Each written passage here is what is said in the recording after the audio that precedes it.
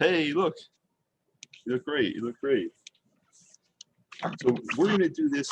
I'm thinking it's going to be, we're going to run an hour and a half max. So we should be able to do everything we need in that time, right? I'll need a rest stop somewhere in there. That's okay. No problems. That's okay. Just let me know how you want to do it. So I just want to say today here on April 8th, 2021, we have Reverend John Maltby, who's been in the South Brunswick. He's been in South Brunswick since 1958, you said, right? 58, yeah. So let's start a little bit before that. Let's go in and talk about where you were born, and then we'll lead into when you came to South Brunswick. So where were you born, and what was it like? My parents got together at White Plains, New York, when Okay. my father had a job, and he graduated Cornell Law School, and his parents had already left the farm in Michigan, bought a house there in Ithaca. And they eventually rejoined him, and they got a house in White Plains, went to the same church as my grandparents and my mother, and they met at the church there in White Plains. And they married in 1931. I was born at the St. Agnes Hospital in White Plains in 34, and lost my grandfather Maltby the next year. I didn't really know him. Grandma taught piano lessons. I do remember a little of that because I inherited her music and her piano. She died when I was 3. By the time I was 3, my father, who had been a farmer, wanted to have some land and bought 5 acres of part of an old farm up Putnam County. And I remember that house being built and me playing in the biggest dirt pile you ever saw. I'm very happy to do that at the age of 3. And once we got heat installed, my father did a lot of that himself. We were able to be there in the winter. But the first 2 winters, we went back to my mother's parents' house for winter because we didn't have the heat. And but those years I remember well. Started school at Mahopac Central School System, which is a, I guess you'd call it a WPA, project. They built a lot of schools during the Depression under WPA, and that was built in 1936. It was brand new when basically 1939 when I started, and I was part of that group that consolidated small districts together. So instead of having 8 to 10 people in the class, we had 30 in the class, which we thought was big back then. And went through 13 years there, graduated high school there in Mahopac in 52. We lived on a little farm. I raised chickens and so on. And active in church, and went on to Cornell in 52. My parents stayed on. My father was on the cusp of getting the cancer that would take his life, and we didn't know it yet at that point, but we found out the hard way in 1955 that he had this same thing, and apparently it runs in our family now. I found out I've got the same disorder, and that led to my 3 cancers now. I'm just healing from the one on my head. Okay. That was a small one, but so we lost him way too soon. My mother stayed on that little farm, but I didn't come back there to live. And once I left there in 1952, I was kind of an expatriate and did not participate much in life in Putnam County anymore. I kind of feel bad about that still to this day. I wish I could be back up there. There's very few people left from my era. It's a beautiful place up there. Yep, I'm at Lake Mahopac. And Croton Falls was the railroad town. My father commuted to work, and that was, and back in those days, 1 car per family, and particularly the Depression, it wasn't the money. And then during the war, you couldn't get the gas or the tires or much else. So there was no point of everybody in the family having a car. So we would drive my father to the train, and that was a hoot because we had a 1937 Hudson Terraplane utility vehicle, which is part pickup truck and part 1-seater car with a floor shifter, of course, manual transmission. And me being a little kid in the middle seat, I got my kneecap smacked with that vertical shifter, floor shifter. Any time I learned something about driving, I could tell when my father was going to change gears and try to wiggle out of the way of that thing. But it would come slamming back when he, I don't know, when you put her in second, I guess you put it up and then you bring it down to third and smack you. So that I remember from 1939. and his cousins still were farming in Michigan. So beginning in 37, we began to go out there. It turned out to be every other year up until the war, and visiting the family back there. So I knew I had kinfolk in the Midwest, but that in the meantime, Cornell set the course of what I'd be doing. If you can see my necktie, it's a Cornell necktie. I don't know whether it's on the screen or not, but we got the little bear around there. I wore that in honor of the occasion today. And my mother's father also graduated Cornell Law School, and she had attended for a while until illness took her, and she couldn't complete. But she did go on to New Jersey College for Women when Dean Douglas, Douglas College. Right there. Dean Douglas was the dean of the college at that time. Wow. When she was there. The people in her family, for the most part, lived at Nyack, that area. My grandparents are buried overlooking the Hudson there. So we had cousins. And after my uncle got out of the war, he settled on Long Island. So my first cousins were born there. And we still stay in touch pretty well. Don't have very many cousins. I've got 2 first cousins and a couple of second cousins in Michigan. One just passed away at 94.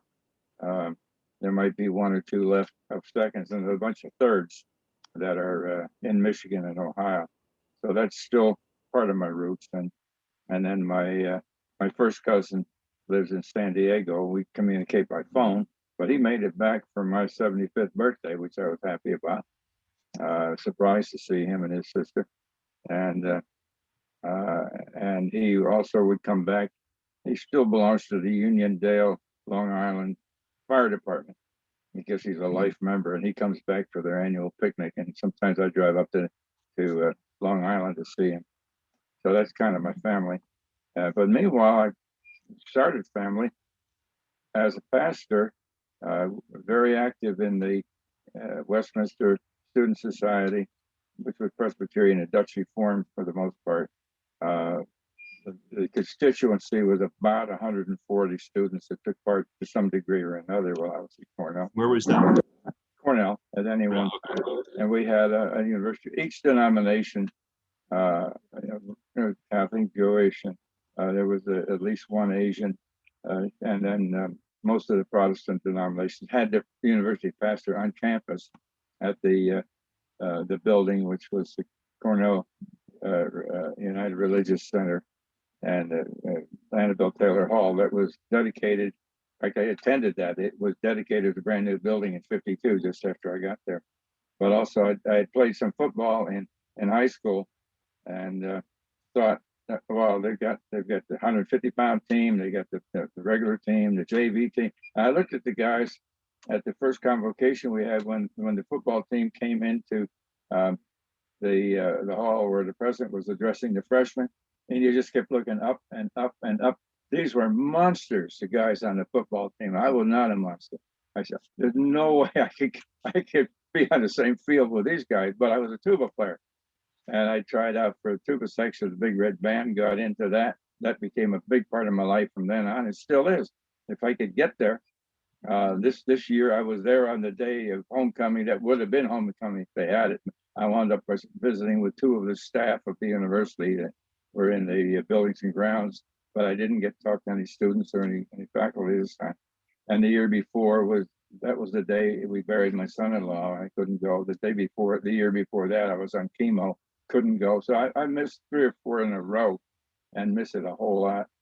But I did go back a couple Junes ago with my ex-wife, and I was her chauffeur, and we stopped in at the band hall, and they remembered me because I was the tuba players are like a family. They even have their own sort of fraternity house at the tuba house, and so it was nice.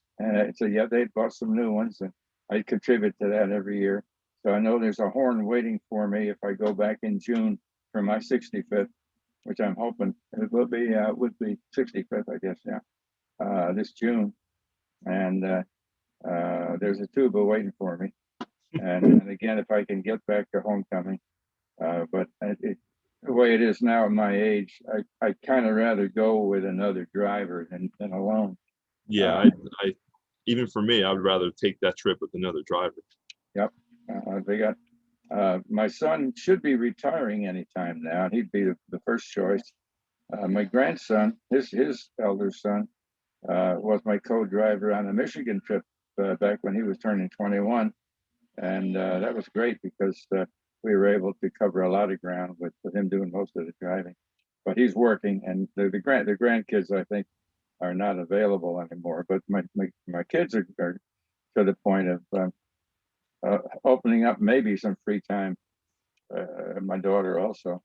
Uh, so we'll see what happens. And I know I can do it. And I've got a for the Midwestern trip. One of my cousins lives by Cleveland. Well, in fact, two. One on my mother's side and one on my father's side, on either side of Cleveland. And I can make that in a day. And I've done it. So I know I can get that far. And if my cousin in Cleveland would make the run to Michigan with me from there to see her first cousins that are my thirds, we did that together and visited well, the Aunt Jessie, we call her, would have been their Aunt Jessie, my cousin Jessie, when she was 91 years old and in a nursing home, and drove back through a blizzard in Michigan, which is that's an experience you don't want to volunteer for. That's risky. What I remember was with our CB on hearing the truckers talking. It's so bad out here, you got to make an appointment to get in the ditch. And we saw them slid off the road, across the median, all kinds of stuff. But that cousin would probably do the drive with me because she's not working now. And by that time, her husband may be retired too.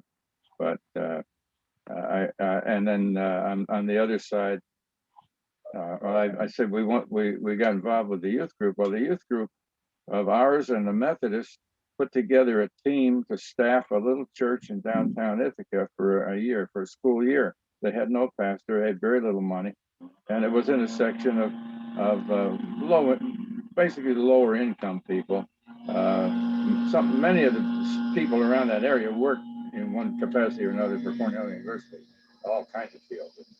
Interestingly, when I was a freshman living in a dorm, the lady that did the room cleaning wound up being a parishioner of mine 2 or 3 years later when I became student pastor at her church out in Hartford, New York. And a number of the people that were my parishioners out there actually worked with Cornell. So that was kind of nice to see the other side, see the university and the people I'm lodge brothers with, through the farmers in that church where I became student pastor. I got into Masonic Lodge, and that lodge has now merged with 2 others. We got smaller in size, and God willing, in 3 weeks I'll be up for my first meeting since October to the lodge up in Ithaca, and a number of those people either did or still do work for Cornell. And there's a bunch of them are still dairy farmers, and that's a daunting life. So that got me into the Grange, which is an agricultural organization, and my wife at that time, and the church itself, and going to district meetings. My supervisors were the district superintendent and a retired pastor. My first funeral was in July of 1955. I'd never done one, and this elderly gentleman walked me through it, and it was done on a porch. I can't make the machine go away. You can hear it. Yeah, what was it? That's a mower. That's I live right next to the office at Mama's. Oh, okay. And that's they're paid people that come in here and do this. Okay. And I can't interfere with what they're doing. It's going to be a problem for you, I reckon. But I can still make it out. He's fast. He's fast, so he's going to get further away. But he was about 10 yards from here a minute ago. We should be okay. Okay. So anyhow, so that the ministry, that would have been 1 year until I graduated, but it worked out that I stayed there 2 more years as I got my local preacher's license through Emory University in Georgia. It was a mail order where you read the books, did the reports, papers, some testing and so on, all by mail. And I received the local preacher's license and continued to work in that capacity for 2 more years as we started our family. Dorothy and I married in 1954, first child born in 55, next one in 57. And and the church was wonderful to us as a family. We would receive groceries and things like that. And one fellow gave us a turkey. My last Thanksgiving there, come up and get it. Well, he had to chase it down. It was not ready for table. Wasn't even ready for the car. And we got him in the trunk, and we had what was one time a little barn next to the parsonage. It had been a little farmhouse once upon a time, built in the 1870s. And I locked him in there, and I guess it would have been the day before Thanksgiving. It was his time, and I'd killed chickens plenty of times, but turkeys aren't that cooperative. And it was an adventure, but we had turkey for dinner. I won't go into more details about that. Some people might not feel good about that, but I mean, you do them a favor because you don't cook them live. I mean, you prepare them. Right. No, we weren't mean to him by any means. But he was not a happy camper. I just put it that way. And he was a Tom. Then the district superintendent guided us into preparing for seminary. Meanwhile, knowing I was headed for seminary, I took some of the prerequisite courses I'd need, changed my major. It had been pre-law, not knowing my father would die before I even finished school. He died in 57, and I would have been my first year of law school, I guess at that time. Things had been different, but I took 2 years of Greek, which, boy, did that pay off when I got to seminary. For the first class I took was New Testament Greek, and I aced it. That was beautiful. It was a summer course of 58. And we got to seminary, and they had lined us up with this church at Monmouth Junction, which had been a student pastor going back to 1942, when the pastor they shared with the Plainsboro Presbyterian Church.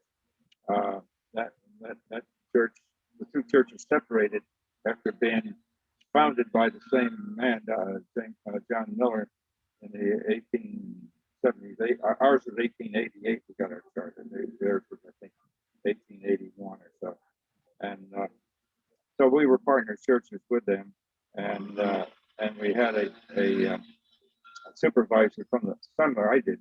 They had an ordained pastor. Oh no, he was my supervisor, the ordained pastor, as well as the we call it not internship, is another name. It crossed my mind, but it's a department of the seminary for working in the field education. That's what it was. Field education. Christy Wilson was the name. Missionary. So we got to know some very famous people while we were there, and here's some great speakers, and got a good education. Continued on there, and we loved the place. But by that time we had 3 children. Went on, got ordained there, not figuring to stay. Well, I had figured to go in naval chaplaincy, and by this time the Vietnam War was just beginning. And while I was in Naval ROTC, was the end of the Korean War, and my second. What year was this? Beg pardon? What year was it?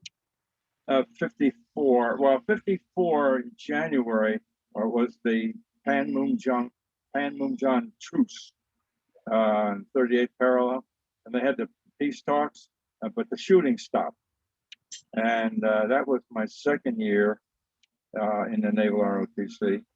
And I talked with actually a chaplain from the Navy had visited our unit for training and so on. And I knew I was planning to become a minister. And we talked about my going in chaplaincy. I talked with the officer, who was a Marine colonel, who was the professor of naval science for the Navy and Marines. And he agreed that would be for what my training and my future work would be a good thing. So I did not do the last 2 years of Naval ROTC. I finished up pre-theology, and my senior year I was a student pastor. And then we came here to New Jersey in '58, or immediately connected, lived at seminary over the summer while they were building a house in Monmouth Junction, helped to build it a little bit of some of the painting and so on, and moved in there in September of '58. I was there for 50 years. When it came time to, I started the process to become a Navy chaplain at the Naval District in New York, but did not have agreement with my wife. And she probably in her wisdom saw that this wasn't going to work because we already had 3 children. She was not for it, and she pulled out of the corporation, you might say. Ironically, we've both been single a long time now. I've been widowed 16 years. She's been single about 25 years, and we see quite a bit of one another. We live 10 miles apart. We do what we can to help our children, and they help us. And if there was a discord in relationship at any time in the past, we've forgotten it, and it's a blessing. So we're on the same page, and we're allies. And she is a leader in her church. Our daughter, is a leader in the remnant of the church that we served before, joined with another church. She's a leader in that church. My younger son is a hard shell Baptist, and he belongs to we kid to say that, very, very conservative Baptist church in Tennessee. And my oldest boy, Dave, and his wife are very happy with the church they go to in Lambertville. A bit of a commute for them. Okay. That's close by. They the area, don't they? Yeah. So from that point of view, but in the meantime, I remarried a widow neighbor of mine, and we put together a Brady bunch about 3 years after Dorothy and I broke up, and 3 girls and 3 boys, and it was and we got a camper, a pull behind pop-up camper, and we began to travel. We had some good trips and so on, and I did not know what was ahead of us, and lost her after only 8.5 years of marriage to what should have been a predictable heart attack that took her in her sleep, and just before Christmas of '76, and devastating blow. I still think her younger daughter might have survived longer in life had her mom lived. She needed an authority figure like her mom that would steer her clear of the influences that led her into the smoking and drinking that would eventually take her life, and it broke everybody's heart. But she lived out of state those last years. Hard for us to get to see. She lived in down by Atlanta, and we stayed in touch and so on. They got up here once in a while, and we got down there once in a while, but the distance was tough, and she needed the mom that had. She was a freshman in high school when her mom died. She was 5 when her daddy died, her real father. So the losses hurt that family circle a lot, and then I was single for 6 years, put together another double Brady bunch. By this time, everybody grown up. And Mary Ann was an elder in the church, and she was older than I. She passed away 16 years ago at the age of 75. And her children and I are pretty close. And I visited one of hers for the Saturday family Easter, and then one of mine for the Sunday family Easter, and so on. That continues on, and we have the pictures of the past that we share when they were young, and so on. So that made things tough. I put it that way, or challenging. Yeah, it's a lot to go through. Yeah,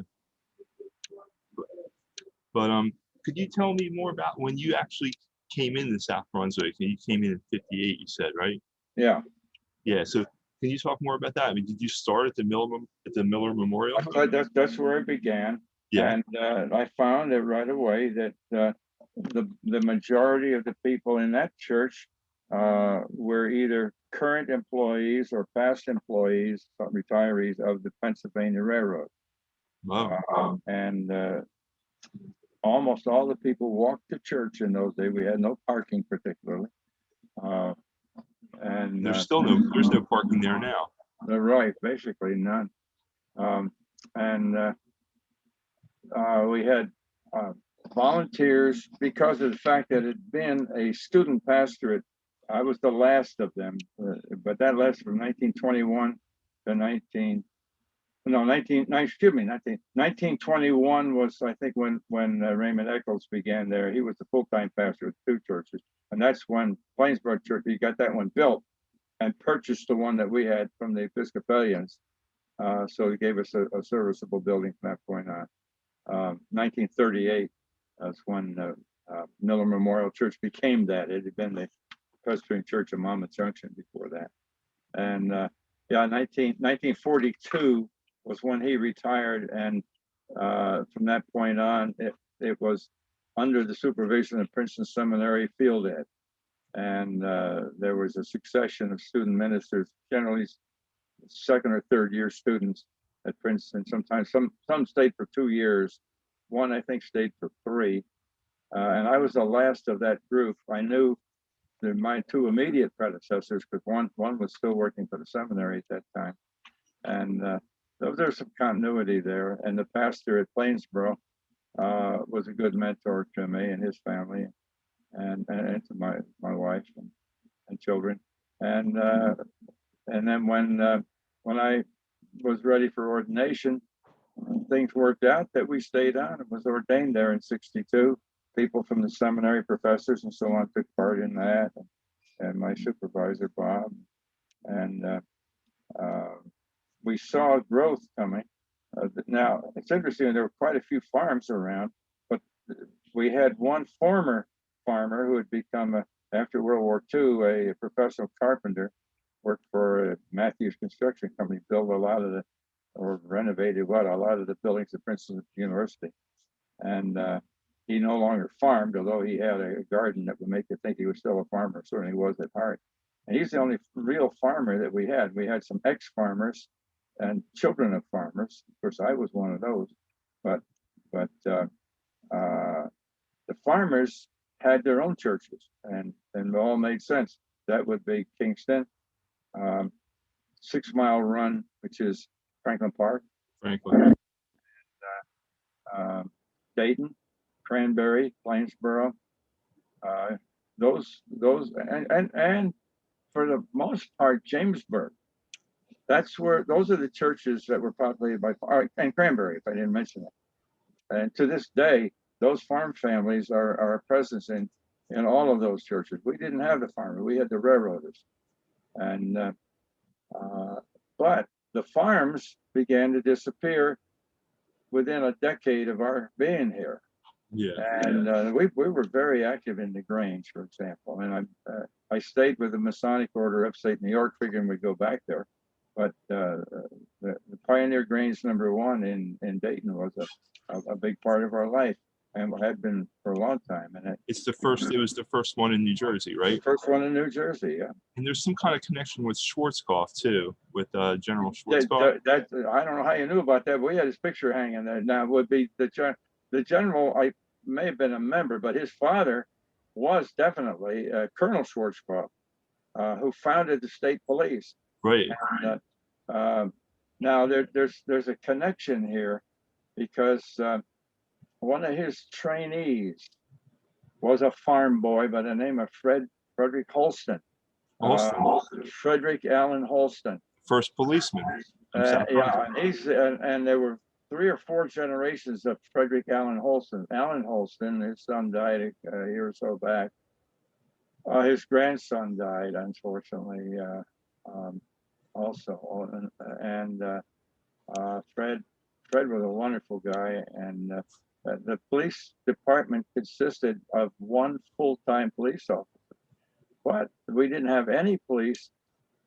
Through Colonel Schwarzkopf, the rural communities had been asking Trenton for policing at a state level, And after the World War I ended and Colonel Schwarzkopf came back, the government of New Jersey put him in charge of organizing a state police force, which he did. So you would find all the rural areas, including Monmouth Junction, covered by state police. If there was a motor vehicle accident or something that resembled enough of a crisis that police were needed, it was the state police that were called in. Some municipal police in some towns began to develop, but we didn't have that yet. Well, along comes the Lindbergh kidnapping, Right. and this young farm boy was looking to get some training, and I guess it maybe was inclined in that direction. Colonel Schwarzkopf trained him in, I guess you call it basically detective work or gathering information, this sort of thing. And he worked under Schwarzkopf. This is Fred Holston. Yeah. And one thing led to another, and as the next piece of progress would have been the building of the superhighway. It's Route 1. And that was started way back in the 20s, but it took years to complete. And it runs all the way from New England to Key West, something like that. And where I'm sitting right now, if I could see out my window and look up the road, I'm looking at the highest point on that highway of the entire highway. It's called Sand Hill. Sand Hill. But it's not as high as it was then. They topped it. They took the top off of it because it was a tough one to get up. And I remember being on there with ice, and everybody sliding back. A tractor trailer gets up ahead of you, and they can't make it, and they start sliding backwards. It's like a giant windshield wiper coming at you, slow, and you have to wait for the sanders to get you. Well, some of the people that I knew around here, and these were part-time farmers, I call it that way. That usually had a little farm of their own, but worked on a job somewhere. They were making sandwiches and beverages to serve and sell to the workers who were building the highway along Sand Hill. And then I know other people, some still around, who remember roller skating down the brand new superhighway pavement when during the day nobody was on it. Wow. Because they had one car in a family. And or pickup truck, and either dad took it to work, or if mom had it, there was no reason to be on the highway. And if you're taking it to work, it was probably to take to the railroad to either go to work on the railroad or ride to the city. But the highway was a perfect run for kids on roller skates, and they did, and sledding in the winter. Can't imagine that now. Yeah. Now, the only time we would see that Highway 1 really jam would be in the summer, and this started in '58. Sunday night, they're all coming back from the shore, and just bumper to bumper all the way up there.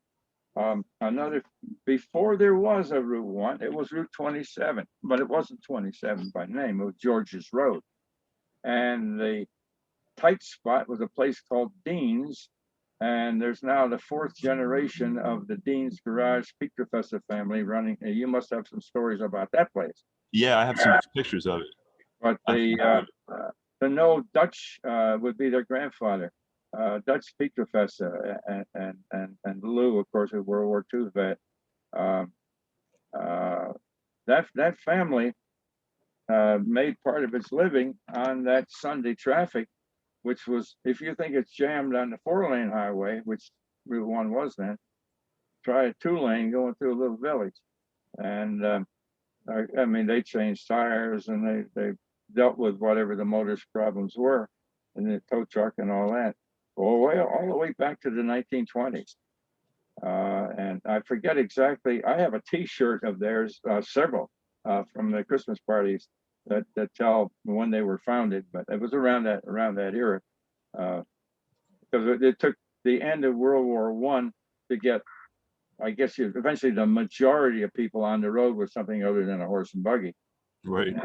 And it was that era. So, but we saw the remnants of that. And then I remember being in a U-Haul a truck, a U-Haul, a 5-ton, and driving down with furniture from New York State in '58 and coming to Route 1 and wondering why, as you're driving down the oh, let's say the left-hand lane is going thump, thump, thump, thump, thump. It's a fairly new highway. How come it did that? Well, it did that because this is not new pavement. This is old pavement that was rammed over when they divided Route 1 into a northbound and a southbound with a median in between, a grassy median. Beautiful. And that had originally laid in the section that is now the median, and they created a bed for it on wet cement and rammed it over with pneumatic rams. So it was the same pavement. It was older pavement, and then the right-hand lane would be the new one. Well, the fact that it had been on a sandy bed, and then we began getting these massive tractor trailers on Route 1, big Berthas, 18-wheelers. They're heavy, and that slab was like a big piece of dry toast, and you put that weight toward the lower end as you're going southbound, and you eventually depress it, maybe a couple inches, but enough so that the next section, which was laid, is sticking up a little bit, and that's rough on the innards when you're driving a truck, and it's going bump like that all the way down. But that's what that was from. How did they fix it?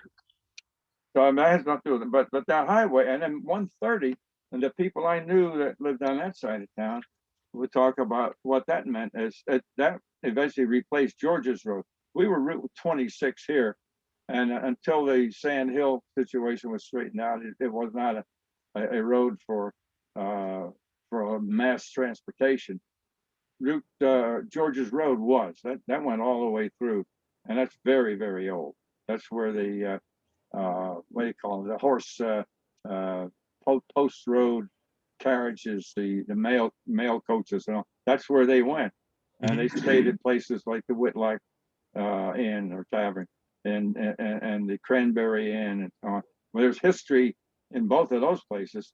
It's a book in itself. If you can get Gay, I can't say the name right, De Janeiro from Cranberry Inn, the owner, to do a program for you sometime. She did that for the Grange, and boy, she's got the history of that place down. And they tried to recreate in their room, their big ballroom they have there, a lot of that history. So, and we know something of the history at Whitlock Tavern, and it's still there. It's the La Taverna today. That goes back to George Washington days. Yeah. And you get the Kingston people talk about George Washington. He was there, and some good stories there too. The Battle of Monmouth, yeah, he stopped on his way. And then that led to the Battle of Princeton, and that was recently written up in the Princeton Packet, I think. So yeah, there's history all over the place. Go D&R Canal. Oh, there's another one of the elders in our church. He was the last person who had been part of the old St. Paul's Episcopal Church. It's Raymond Crawford. We call him Buck Crawford. He was a railroader. He was also, like W.C. Fields, a raconteur. He would tell you stories about laying of the Burma Road tracks and stuff like that, which was all fictitious. And he would talk about giant anthills that would stop a train, and being in Washington, D.C. This part's true. Part of the electrification of the railroad. It didn't start out in the 1860s with electric. It was steam. And when they changed over to electric, that was a huge project. They went on for decades. And he worked on that. And he was a signal equipment maintainer. You'll hear if you're walking near the tracks, you'll hear a hiss of compressed air, and then you hear a slam bang like that, bang. Well, that's the switches being moved by compressed air rams that would move to see, or the next train going by, it's got to move over one notch. And so they would shift the track. It would shift the track. Well, he was one of the people who worked on and maintaining those switches. That was part of his job. And Butch Santowasso, now retired police lieutenant and chief driver of First Aid Squad, he worked, and his father, on the switches and the wiring. then you had the people that put in the stanchions and so on. This Bill Dosher that I mentioned before, who had been a farmer, became a carpenter. Well, back during the Depression, one of his first construction jobs was working on the Burlington Amboy, I guess it would be, rail up around South River, South Amboy, that way, putting in the stanchions that would hold the catenary wires before there were any. And he gave us stories about what that was like. Well, Buck Crawford was the last of the Episcopalians, and one of Jim Riley, I guess, was a member at the same time. His daughter recently passed away down in North Carolina, Millie Riley Genso, and I think Millie's uncle handled the signal that brought the gate down on New Road before there was a bridge going over the railroad. And the signal man, I don't know whether he knew by the clock or because the trains would give the whistle before they get to a crossing, and he would bring the gate down, and they had very few accidents on the railroad as long as they were staffed. The accidents would come with the unmanned crossings, where you just didn't, and there were a few of those too, tragically. But that was right by the rescue spot. Yeah, you're talking about the new road crossing. Yeah. Yeah, there was a movie house there at one time. There was Santa Wasso's bar, and That's still there. Yeah, but they traded property with Sarah's family, the Griggs, and out of that, Santa Wasso's son-in-law, Michael Murphy, started Murphy's Funeral Home. Okay. Where it is now, and the Santa Wasso bar became Griggs's bar. Right, and right. Sarah Griggs ran that. And the building's still there. Dad or uncle, I remember being there, obviously on professional calls with the first aid squad or something like that. But that was the social center for quite a few people there. Well, I'm not going to talk about people's drinking habits, but I knew a few that had them. Let's put it that way. I'm not going to name names here. Okay. Some of my best friends, but I will tell you of one that it was an injury that did require some surgical attention. The poor fella, it must have been a badly constructed stool. Maybe it was at an angle or something. He slid off it, and well, now I don't know for sure if he had fallen outside first or where he cut his ear, but it required surgical attention to reattach. From falling. He did not require anesthetic. And we transported him. Nicest guy, and know him well. And that was a statement, but Crawford would know him well. And the other thing, when you speak of any female member of our community, he would say, "Dear lady," or if he was addressing you, the lady, dear, most polite guy you ever saw. And this fellow, we took him to Princeton, and Dr. and I want to say Belden, I could come up with the name, was going to reattach, but he needed 4 hands to do it. I provided 2 of them, and he stuck something out to me. He says, "Hold this right here." It was the clamp that held one of the sutures, one of the needles that he was using, because he had to sew from behind the ear and then in front of the ear to get it looking like an ear again. Right. And so I assisted in surgery, not volunteering for it and not knowing what I was doing. You just hold that. That's all. But and that's because of an unfortunate mishap at one of the watering holes. And I won't say which one. It was not at Sarah's. I'll just say that much. It was a different place. But I'll say no more about that. Speaking of watering holes, though, there's a lot of people who've been in town always have fond memories of Fat Eddie's. And yeah, that was a big part of our life. People seem to love that. On the day that President Gerald Ford took office, I believe it was a time when they were putting together the menu that would become the animal burgers of Fat Eddie's. Half a dozen different kinds of hamburgers with various things worked into the meat or on them or whatever. And because we lived right down an easy walk from their place, maybe 100 yards, if that much, my late wife, Audrey, and I would stop up there and got to be acquainted with them and learn their history and so on. She was a nurse, Jean, and he was a World War II Air Force guy from 8th Air Force in England, but started out as a son of Latvian immigrants living in Texas. And in Texas, he learned something of the Hispanic and Mexican ways and food and so on. And before Fat Eddie, before World War II, they had moved to Los Angeles. And there's, of course, a movie business out there. And he was an accomplished ice skater, got a job with Sonia Henne's ice review, big time. Sonia Henne's getting ready. This is before we're in the war, getting ready to take the ice review to Europe. And the family is terrified of this. They were refugees from Europe.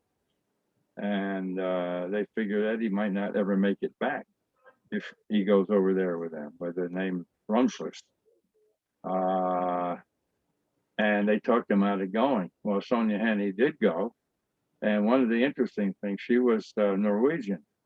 And by this time, I think it was in 40, I should remember, we had a fellow in our church who was interned over there. He was a merchant marine engineer, and his ship was interned before we were at war with Germany. And the crew was eventually allowed to come back to the States, but they kept the ship.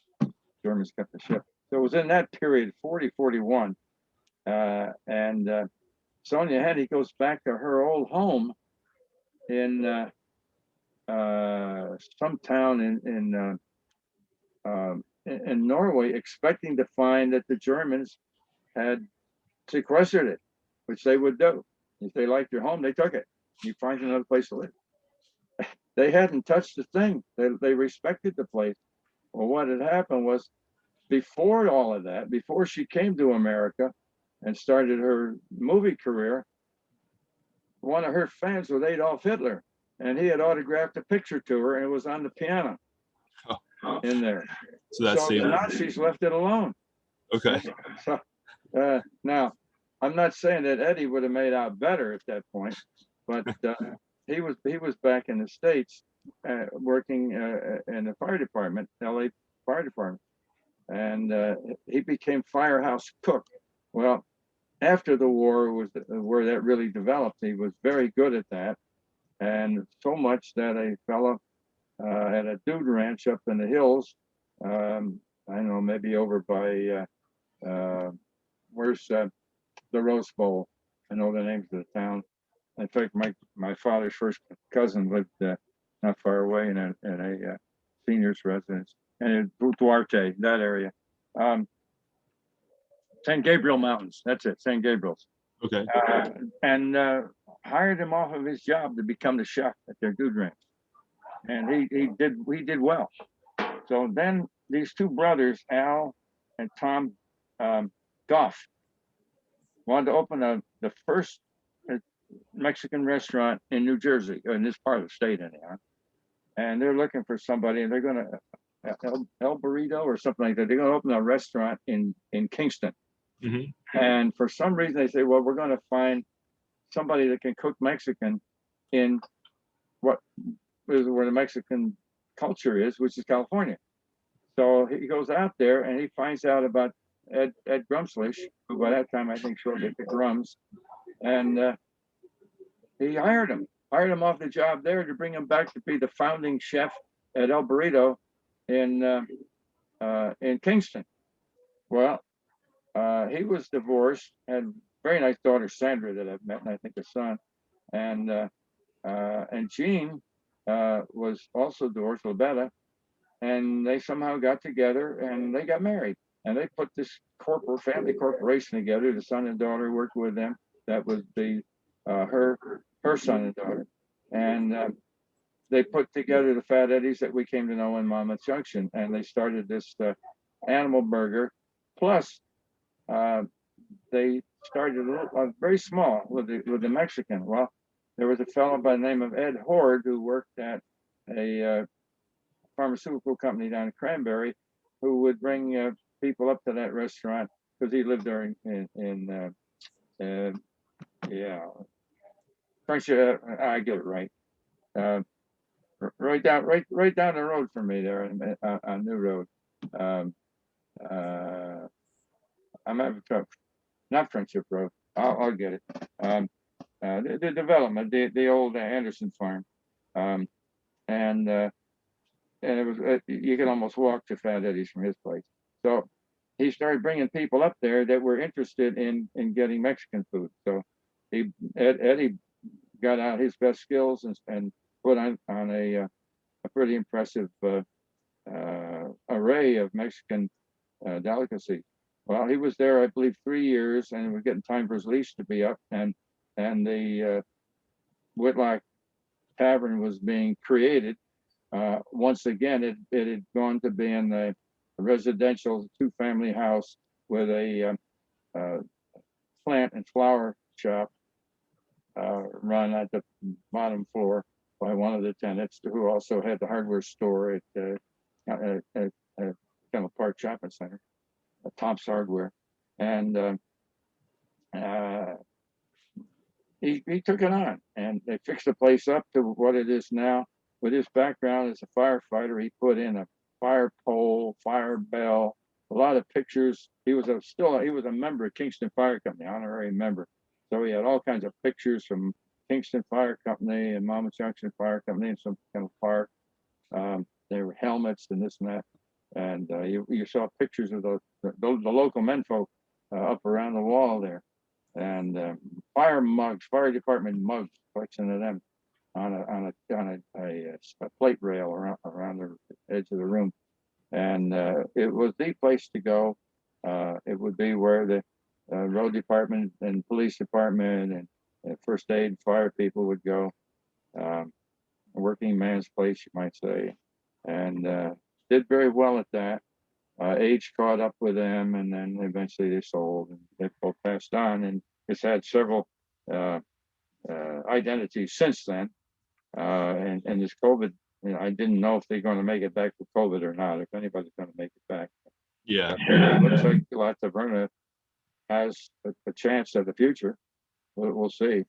I've been there recently.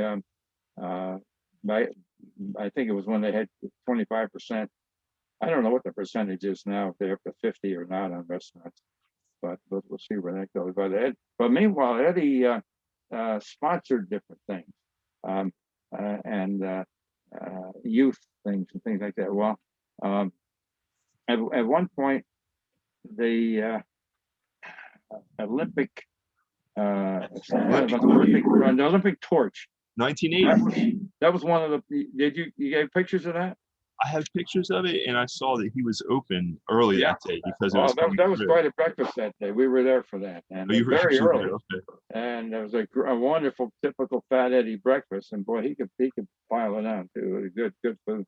That's the sort of thing he did. And I was there one night, and there's some very well dressed people, looked like they're from another culture, and they were. It was from the embassy in New York City. It would have been the consul general or something like that of Mexico, with the sash on his embroidered shirt and so on. I mean, very high class. And they were coming for some real good Mexican food. And this is an entourage of Mexican officials that were there. And there should be pictures of that somewhere.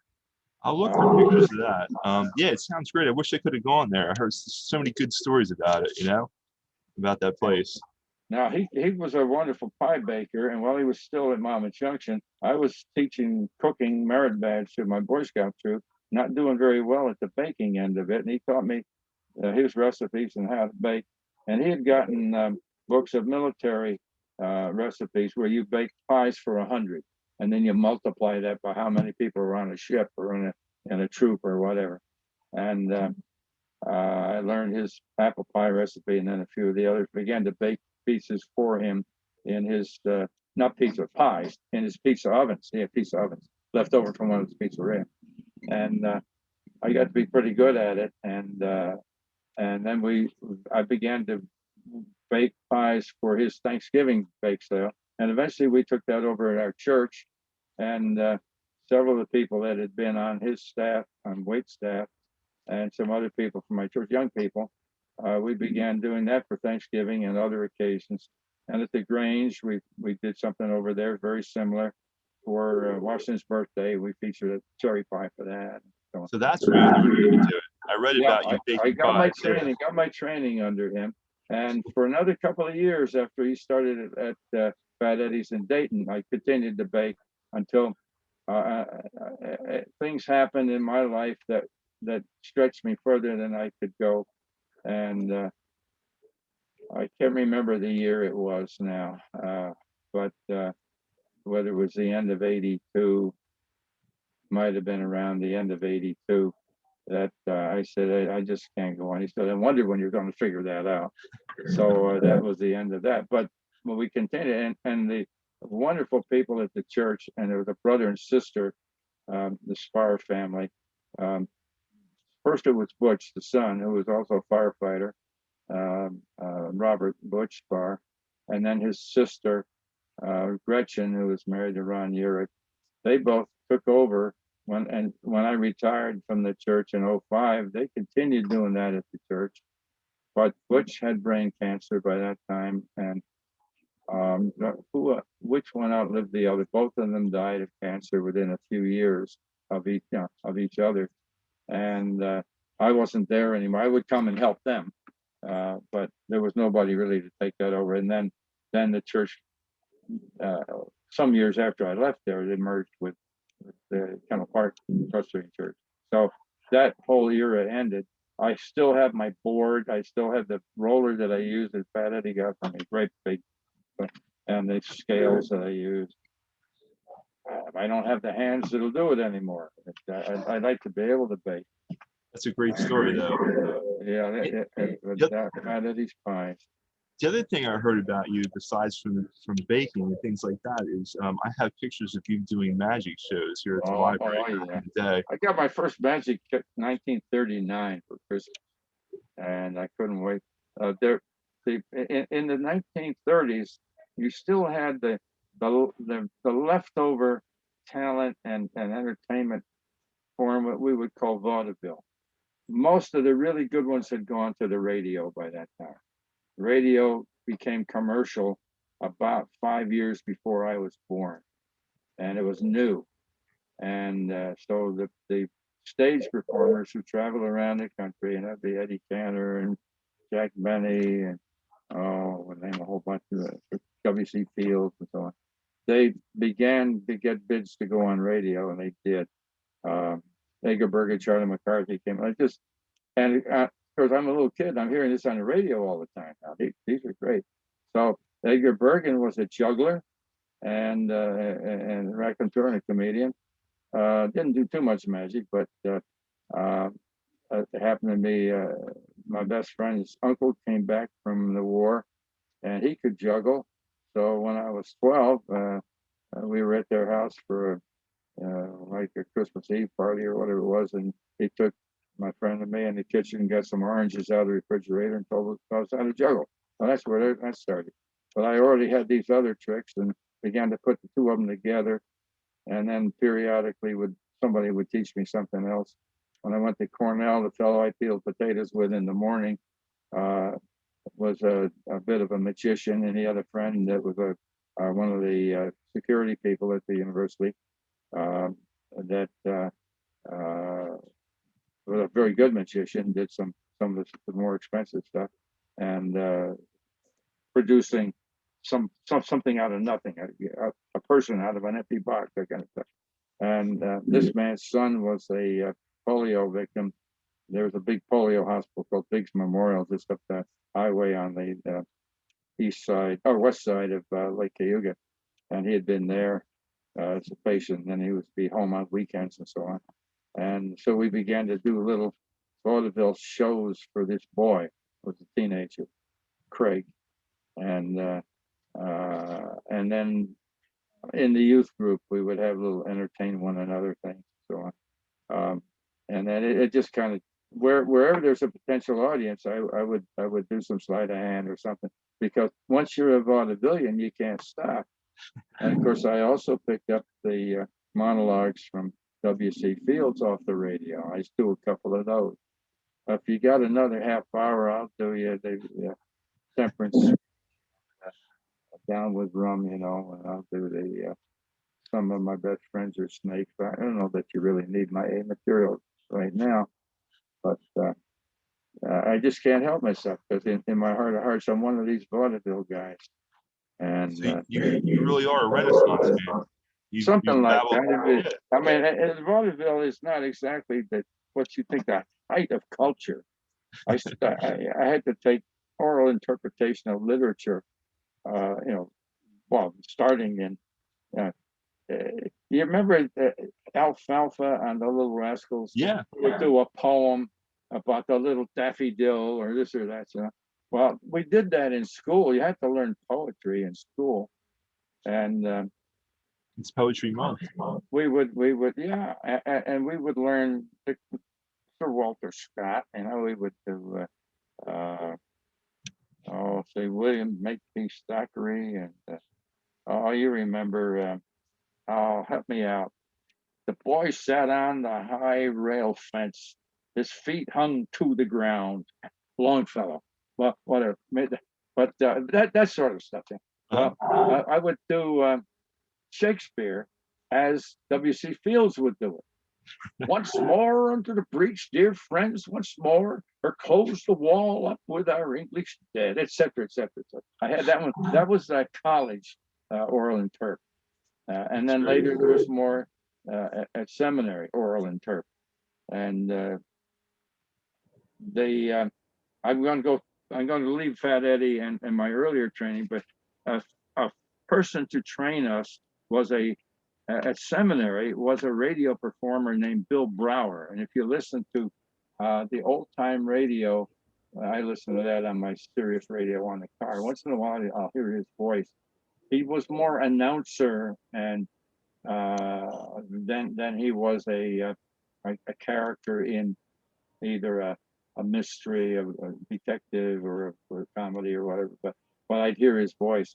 Well, he knew the radio business well, and he was one of our teachers on how to speak to people.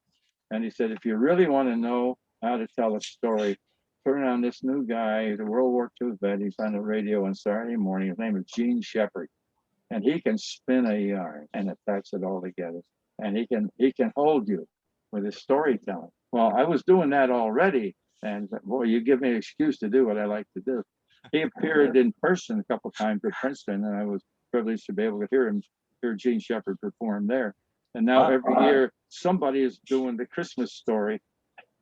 About you shoot your eye out, kid, and people love stories. The Bumpus sounds and all that. Well, that's where they came from. So, unfortunately, I'm supposed to be preaching the gospel, not telling Gene Shepard stories. But every now and then I would, and I know I did wrong there, but I just can't help myself.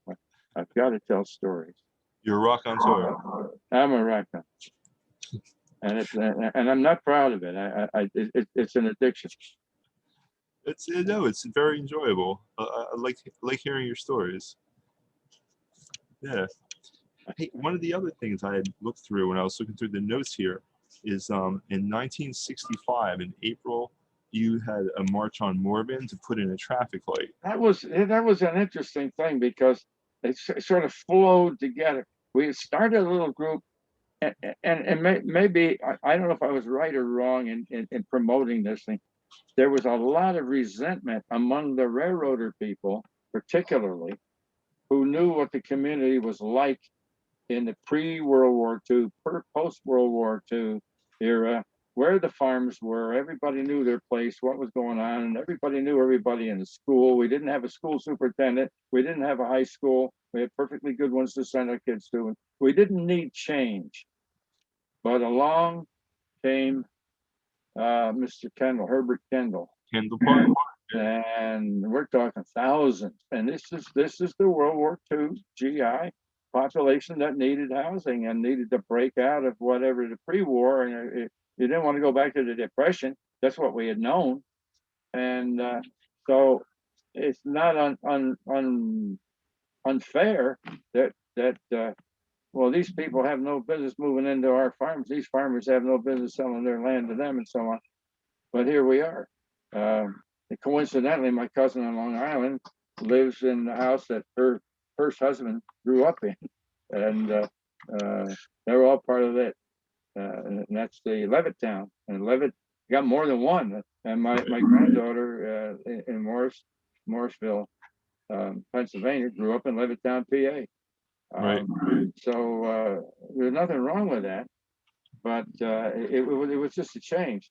So when I made Kendall Park people feel welcome at Miller Memorial Church, I had people leave the church. We don't want them. They felt that's World War II vets. Come on, guys. Yeah. But they weren't our kind of people.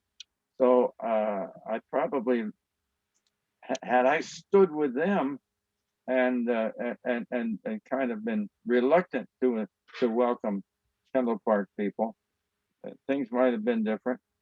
But in my heart of hearts, I mean, these people enriched our church a lot in many ways, and still friends, you know.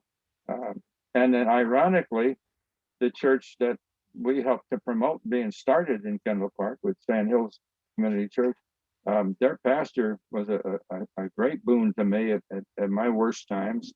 And Mary Ann and I had made a Western trip and went out of our way to visit this retired pastor by the time and his wife at a Presbyterian retirement home in Tacoma, Washington, when we had the opportunity to go west. So we kept up our ties, and now some of the previous elders of my church are elders, including my daughter, in the new put together church there on Sand Hill Road. And in recent years, the gal who led our canoe trips, when we got the two churches together, continued to run the canoe trips, and the youth of both churches would do this together. I went on them as long as I was physically able, but after and my last try was before my big cancer operation in 18. I had smaller, I had a shoulder replaced. You can't canoe very well with a fake shoulder, but I knew by 2015 that my canoeing career was probably drawing to a close, but she kept it up. And she also got our youth group out west twice. Oh no, out west and the Appalachians. We did one mission trip to Dent, Kentucky, almost on the Virginia line, coal mining town. And the other mission trip was to Kayenta and the Presbyterian Church at Kayenta up in the Four Corners of Arizona, Navajo. So, and she's still there, an elder in that combined church. So I look back what happened 50 years ago. If we'd said, well, no, the Route 1 wall barrier is going to stay that way. We'll be we'll be on the east side of the highway, and they can be on the west side of the highway, and go your separate way. And that attitude did not prevail, thank goodness. And but it took a long time to figure it out. But the reason you marched on Morven was to get a traffic light put in on 27 because I sure did digress to come to that point. Well, some of the people who were in the Kendall Park community, I did get to know, and we did look to civic improvement as something we might be called to do, not particularly as churches. And we started a thing called the community society, something like that. But anyhow, we met, talked about things we might do to be of help. And we did something that was very good, and our Lions Club did it again recently. We had an event to honor people who had contributed mightily over their lifetime in this community. People like our township clerk, Albert Pearson, Fred Holston, our first police chief, people like that. People who the fire company and first aid and schools and so on. I think 7 people were honored at we had a meal, not a big time expensive meal, buffet of some sort. And I'm trying to remember where we had it, but I think we were like South Brunswick was getting a library around that time. We had the new school around that time, new high school. We hadn't built Crossroads yet. I mean, things were growing. So that event went very, very well. Community society or whatever it was called. And we weren't looking for a cause, but when his name was David, the Star family, he got off the bus there by New Road, what we call Bunker Hill Road. Those roads were not aligned at that time. There was just a bus pullover. And I think it was a kind of a last minute thing, the way that was put in there. Well, the boy got out and was crossing the road when he got killed. Yeah. And nobody expected this, but if you got off a school bus, by that time the stop for school bus law was a law, but not commercial bus. But there was really no, it just wasn't well organized enough at that point. So we got together with, who was our mayor? Was it Dobin? Wow. Sounds about right. I should know that. And Chief Holston, a couple other people, and began to talk, what would make this safe? And we came up with that, and we came up with what seemed like a plan that would require the bus company and the laws of for example, putting in a light. Just, you can't, well, the township wants to put in a light on a state highway. You can't do that. The state does it. So we had to deal with things like that. Okay. So and that said, well, we can't do this on our own. We've got to talk to people at the state. Governor Hughes, my goodness, what a great guy he was. He was very hospitable to us. We met with him. Then he said, well, I've got Arthur Sills, my Secretary of State, I think he was. He's the one to shepherd this through at the state level. And he called on him. I don't know if he came in his wheelchair into the room where we were with the governor, or we went into his room. I don't remember that. But again, very gracious. I didn't realize that he couldn't walk. Great guy. And we were very meticulous in presenting what we thought might work and so on. And he said, well, from our point of view, this is what's required. So I don't remember how many months it took, but it got done. And who would get credit for that? Everybody, the state, the local people that cared enough about it, so on, the departments of our local government. It was a totally cooperative effort. And that's the kind of thing that I would want to do over and over again if I could, rather than say it's a one-person crusade or one group against another group crusade. Those make me uncomfortable. But this was a joint effort at various levels, and it just made you feel good that this could be done. And I've lost the strength and impetus and health and so on to do much. If an opportunity like that came up and somebody sat down and talked to me, I could do that, but I can't organize.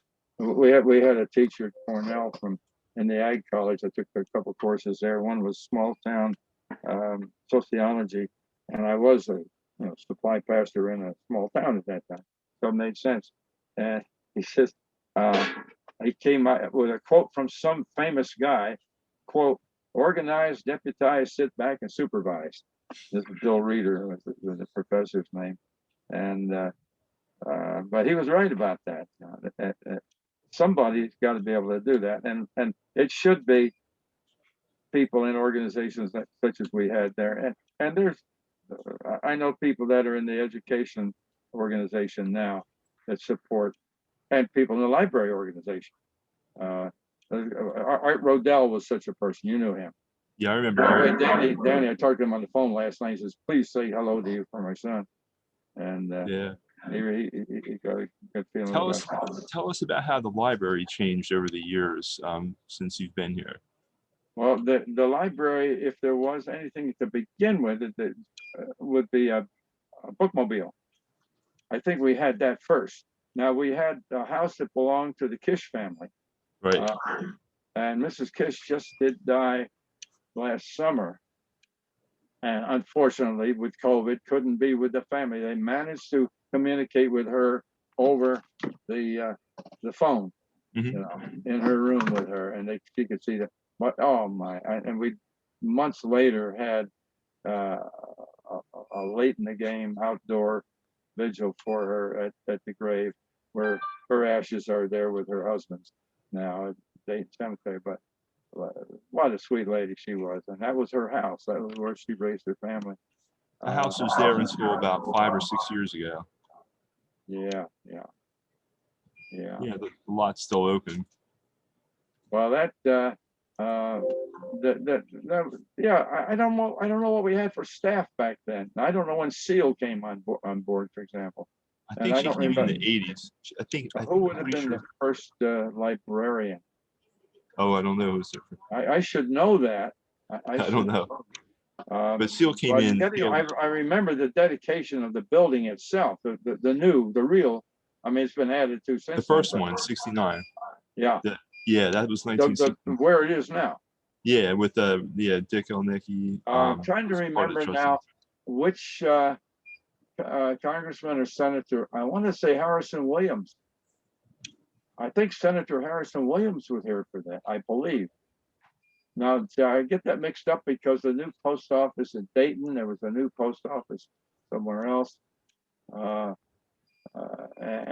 another politician that I met, I had great regard for, although I'm a Republican, this guy's a Democrat, but he thought like I did. And he was the mayor of, not Newark, Edward Patton. Well, Ed Patton thought the way I did about the elected person's job is to see to the needs of the people who elected him or her and to their district, and not see what they can do for him. He was genuine. Mm-hmm. And when a situation came up that's a post-World War II one involving a local family here, the son, a fighter pilot, stayed in France after the war was over and joined the French Foreign Legion. Duke was his, Duke Dooney. But what's his real first name? They always called him Duke. His family were members of my church. He had been too before the war. So where did the French Foreign Legion go? We call South Vietnam. He was in the Battle of Dien Bien Phu and captured by the Chinese and in a Chinese prison for quite a while. Something softened up somewhere along the line between the United States and China to where he was an American citizen, even though he was in French Foreign Legion. He had dual citizenship, I guess. And they talked to Congressman Patton, and he worked with people in the State Department and somehow managed to get him sprung from the Chinese communist jail. And I happened to be on the reception when he landed in, I guess, LaGuardia. I was one of the people that got him home. And he was a damaged soul by that time, unfortunately. But Ed Patton went out and broke his back to see that this got done. And he was one of the people that I met at at one, and he might have been at that library dedication. If you got a program, I'd like to see it. And Harrison Williams may have been at a post office, and Ed Patton was there. But he's one of the people that impressed me, and at least one of those high-ranking people was there for our library dedication. I haven't. Maybe Yeah. I have it. I'll have to look it up. I can show it to you sometime. So much stuff. I probably have it in one of the boxes in my storage Oh, it unit. could be there in one of those boxes, right? But that should be condemned, because if you ever go in there and that stack ever falls over, you'll never find trouble. it's that bad. You don't have that problem where you are. Everything's well ordered. Not too bad. It's a little messy in here, but yeah. You know what mess is. Oh God. Getting there though. One of the other things that people who've been here for a long time always have really fond memories of the 4th of July parades that had gone through. And I have a lot of great photos. Some that go back to the 40s, and I'd actually have 40, in the 90s even. 47 for sure, but I think there was one in 46, because they used to gather at the ballpark, where you do know about the Twin M League. No, you don't. I'm not sure about this. It's like semi-pro ball, 1930s. Okay. And every now and then they'd have a ringer come in, like they get a pitcher from the Philadelphia Athletics would come up and throw a game there. It was a sand pit and a flat piece of land off of a ridge road, across from Fresh Impressions. I couldn't say Fresh Impressions before. That's where you could. That's where the family that were recommending Fat Eddie's to their friends. That's where they had the Fresh Impressions. It's right across the street from Fresh Impressions, backing onto the railroad, and Gilbert Spar, that would be the father of Chuck Spar, former fire chief. Oh, that reminds me. I said just 2 years ago now, the Lions Club did the same thing that community group did 40 years ago, and Chuck was one of the people honored at that for his dedication, not only of his years as chief and as captain of first aid, but continued after his service on the line with supporting the work. And Chuck was and I guess still is, a fire commissioner, but was for many years. Chuck Spar. Well, Chuck Spar's father took 16 millimeter silent films of some parts of those games at the sand pits. Chuck, I hope, still has, but I think 16 millimeter, unless you get it professionally changed over to some other medium, it's in danger of splitting and breaking, because that's old. Yeah, Celluloid is fragile. Yeah. But I did borrow a couple of those, and I did see some of the people playing back in the late 30s. People that, like Buck Crawford being one of them, and Gilbert Spar had taken those movies, and that ball field was the gathering place. Across the street, which is now Fresh Impression, was Raymond Anderson's farm, and it was dairy and cows and fields and so on. There was no, if it wasn't a farmer's field, it didn't exist. Reichler Park came about, I guess, after the war. But at any rate, right? Yeah, I would, because I think by 1947, I don't know. We're gonna find out when Reichler Park was built, because the first pictures I have of the parade, it formed up somewhere over in that area near the railroad bridge, and they were going through town and coming out the other side of town and going to the ball field to have their picnic. And the pictures I have show the State Home for Boys drum band, pipe and drum band, the Mama Junction First Aid Squad, mostly women, the women that rode the squad during the war, and some men, fire department and so on. I have a few photographs, probably taken by Bill Voorhees, because he did a lot of the photography. If you could get his stuff, and I don't know who has it, that's hundreds and hundreds of pictures he would have. Bill Voorhees? Bill Voorhees, Boorhees. He was our second captain. He was president when I joined, but he had been captain, and one of the organizers of it in the late 30s. He's a firefighter. And his wife and daughter were wartime volunteers on the squad. Yeah, Bill Voorhees pictures, but who's left? Then Roger Potts has died too. He had a lot of pictures. Somebody in the fire department might know how to access things with Bill Voorhees. One of the older people in there. Chuck Spar might know. Well, who's the president now? Scott Smith. Who's Scott is the chief. Chief. He's the chief. Yeah. Yeah. Maybe he would know something about it. He might. Because I'm in touch with him. I shared some pictures I had of the parade from the 90s with him. So we were talking back and forth. And he was mentioning the Pindris Hotel and how the first firefighters, it was the 100th anniversary is coming up. And they lost a firefighter there. So 24 or 25? I think it's 24. Yeah. I think it's 24. Wow, that's good how you know that. Yeah. I can't believe you know that just like that. Yeah. No, because I think I mentioned in our last conversation that my late wife was driving a car in that 1974 parade, the 50th anniversary parade in 74. So it would have been 24. Yeah. Yeah. So maybe he knows something about it. Yeah, and we can collaborate. What a grand parade that was, and it got bigger and bigger and bigger, and more expensive. And well, of course, Reichler Park, once it was opened up, and you had plenty of room for the fire trucks and the picnicking and all the rest that went with it. And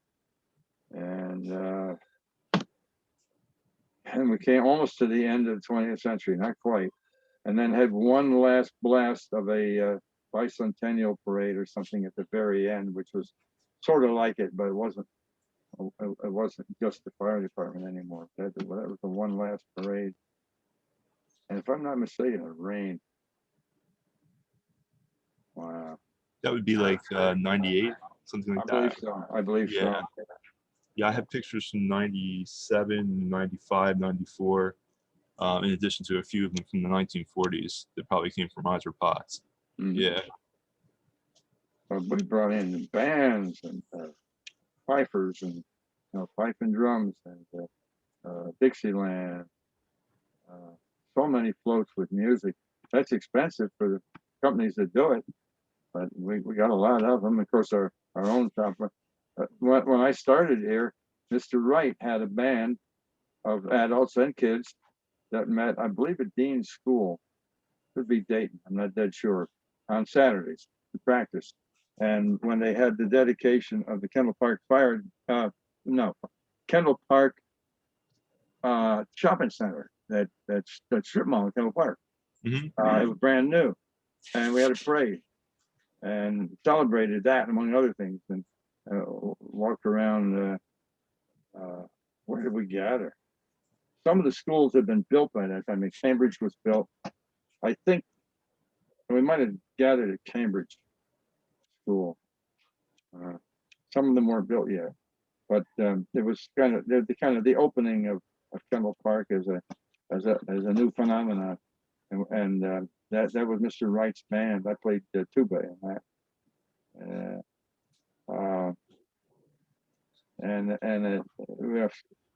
I don't remember if I played in the 4th of July parade with him or not, because I started a Boy Scout troop in another fellow, Dick Barnard, 1962. We started organizing 63 June. We got our charter, and we were in the 63 parade. And then on, I think I was with the Boy Scouts or the squad, not with a band. But we had a high school band by that time too. Chuck Chatton. Mm-hmm. So Reverend Maltby, we're coming close to the end of the time we have for the interview. So I just wanted to do a few things in conclusion. So to have some kind of standard questions. What are your proudest accomplishments in general, or having to do with South Brunswick Township? What makes you the most proud when you look back? I would say the things that will stay with you most endearing would be friendships made. Just like I mentioned yesterday, being with a fellow scouter who's suffering so badly right now with his cancer.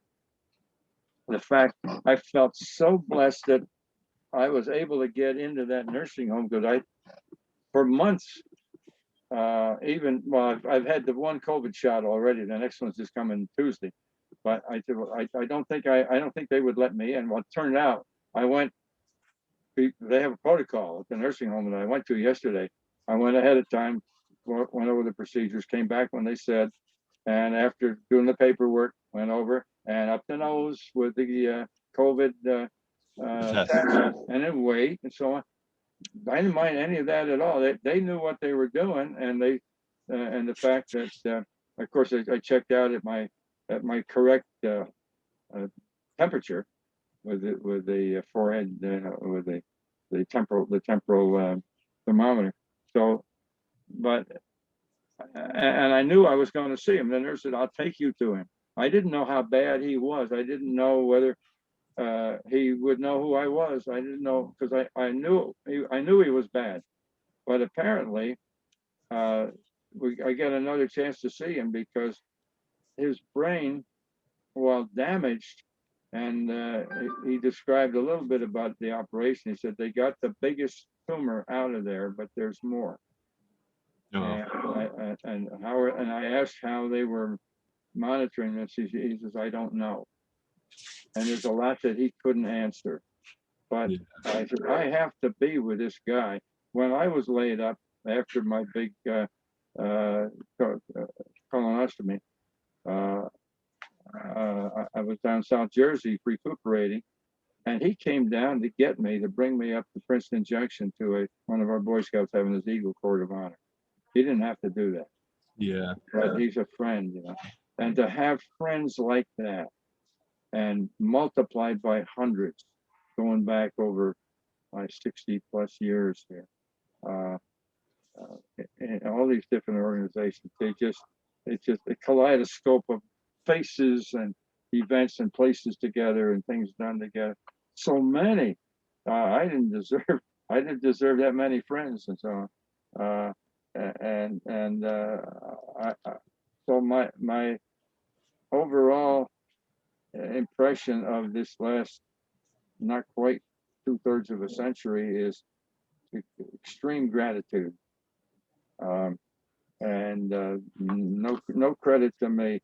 If I responded properly, the rewards came, and they're gifts. The rewards are gifts. If they didn't work out that way, I probably blew it somewhere. Too over it. But so friendships are the things you cherish. Friendship is, yeah, and you know, as a believer, the guy I say would have been a Presbyterian, but there weren't any when he was around. St. Francis of Assisi. So we claim it was one of ours because he said what we believe. Lord, make me an instrument of your peace where there is, list all the names, where there's trouble, where there's sorrow, where there's pain, where there's hurt. No, let me be there for him. That's my philosophy, but that was his. And so when I do a funeral, and a lot of Catholic people there, he says, I know he's yours, but you can't have them all to yourself. We want St. Francis too. And we've sung that piece. I've sung that 3 different arrangements of it over the years. So you take credit for that? No, give the Lord and St. Francis credit for some things here. I'm a follower. If I copy something good and something good happens, that's a gift. So I hear gratitude. That's one of the things that you mentioned. Gratitude. Gratitude, yeah, that's important. What advice would you like to give to young people today or in future generations? Listen more. Ponder. Ask God's guidance on how to respond to things before you jump at it. And look kindly on folks, some of whom can't help the hurt that they have or the hurt they might give. And practice. If you want a piece of Bible to go to, a list of 8 great virtues in Galatians 5:13. And these are peace, patience, let's see, love, joy, peace, patience, kindness, gentleness, faithfulness, self-control. I left one out there. But those are virtues that require a little bit of time, a little bit of focus, but have that in the back of your mind. How would someone who God has given such good gifts to respond to this? And that's who I am. That's what I should be doing. And then you take the time to figure it out. I've got that going on with some internal things that deal with my own family members. That there's some hurt and disappointment and need for something positive, something good to happen in their life. And music is a big part of.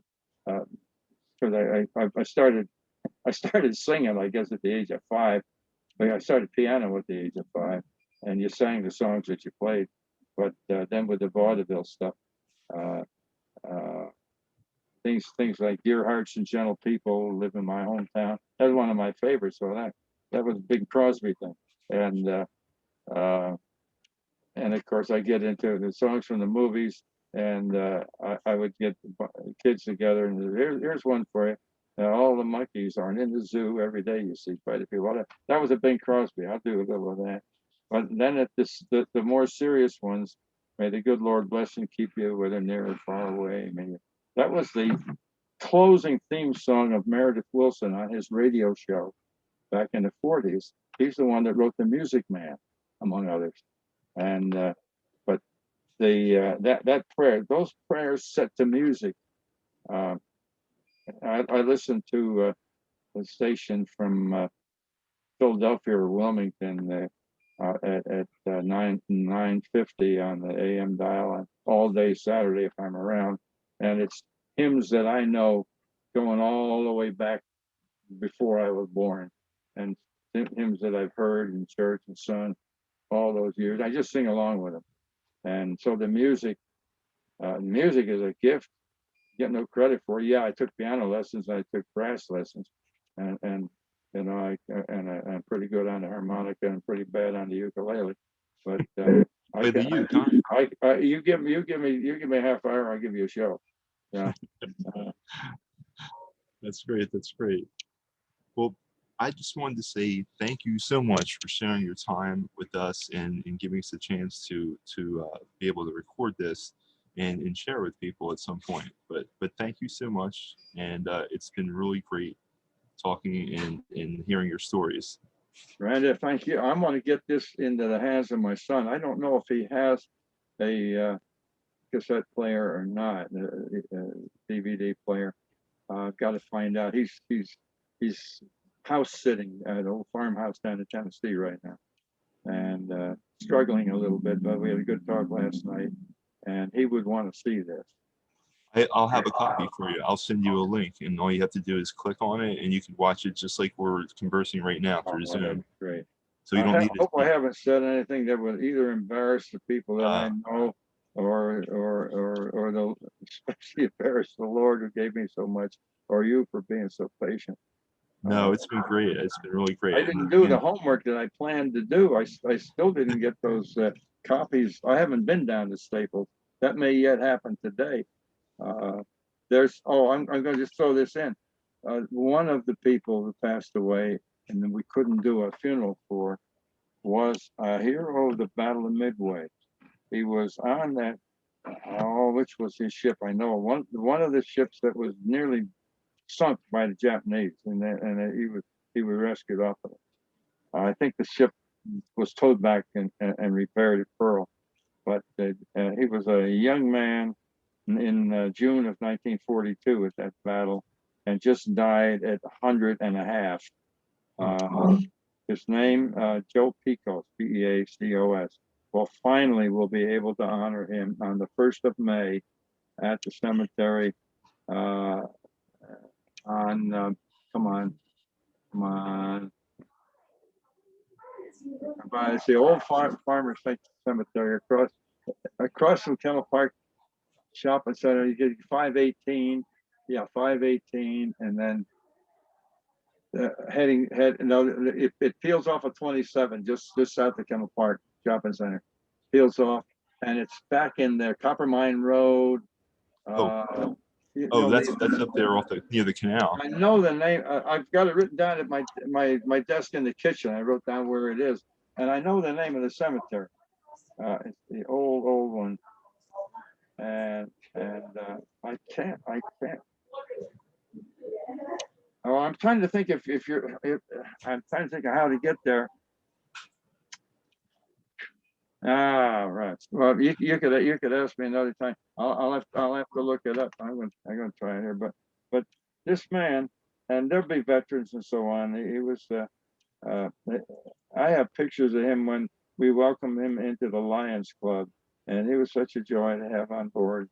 And he got those extra years, but he was invalid the last couple of years. I was over there to help celebrate his 100th birthday, just drop the card off, but. You could tell his life was pretty much behind him at that point. But Joe was a sweet guy, and there's more of them from that era. I never did find out if there's going to be something for former Mayor Joe Timpson. I need to know that. I'm trying to get back in touch with his daughter. But another vet and another person who gave a lot here. So, and our World War II vets, particularly, I have so much admiration for them, and there's so few of them left. Yeah. I figure that if I've been allowed to stay around this long, maybe it's to help bridge the gap between that generation and the ones that followed me. They're such good people.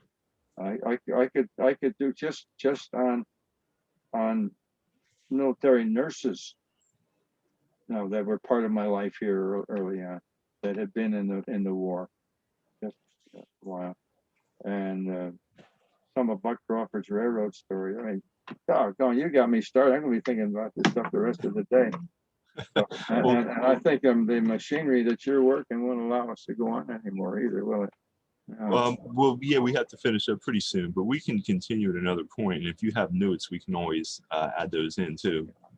When I find out the correct information on the Joe Pico service, I'll get that over to you.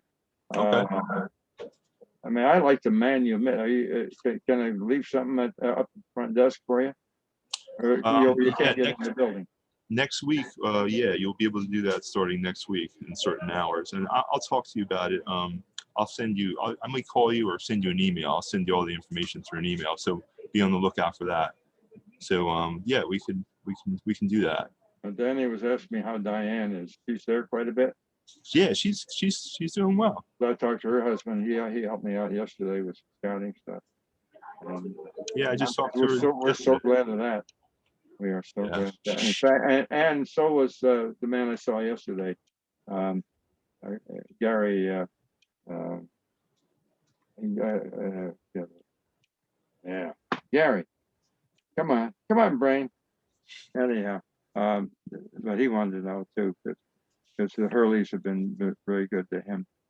Gary Lawande, and he sends his best to Diane. Okay. Now, how do we? It's okay. What I'll do is I'll just end the meeting and then it'll close and that'll be that. But I don't have to know anything. You don't have to do anything, but just in conclusion, thank you, and we'll talk soon. Well, thank you for having me. Appreciate it deeply, and look forward to the next go round. All right. Bye-bye. Lord bless you real good, Billy Graham. Thank you. Thanks, and bye-bye. I'm going to find that thing now. Okay. Oh, my.